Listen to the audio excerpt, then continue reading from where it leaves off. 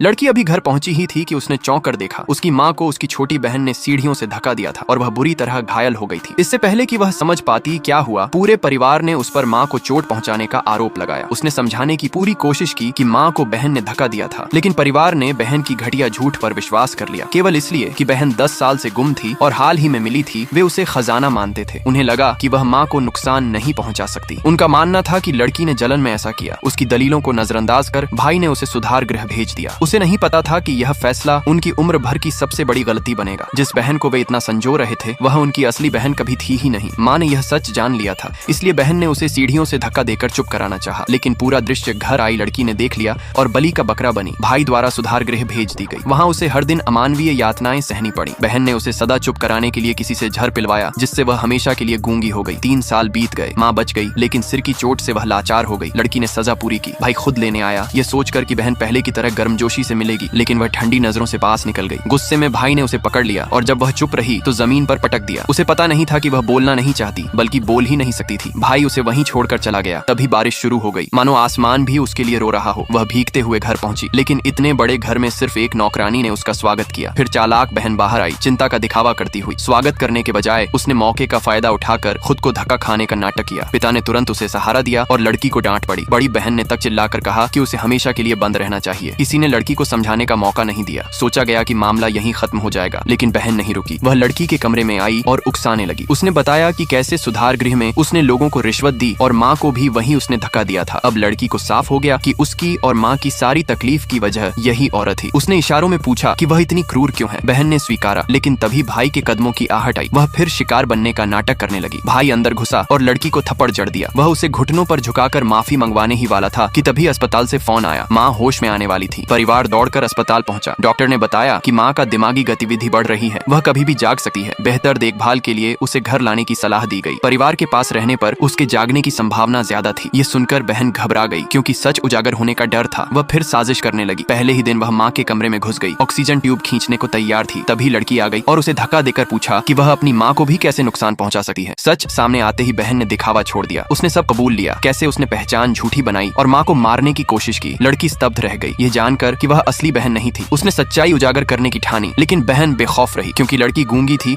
और कोई विश्वास नहीं करता। उसे पता नहीं था कि पूरा परिवार दरवाजे के बाहर सब सुन रहा था। सच सामने आते ही वे गुस्से से भर गए, लेकिन बहन को अब भी होश नहीं आया। उसने लड़की को धक्का देकर दोबारा ट्यूब पकड़ने की कोशिश की। आखिरी पल में परिवार अंदर घुस आया।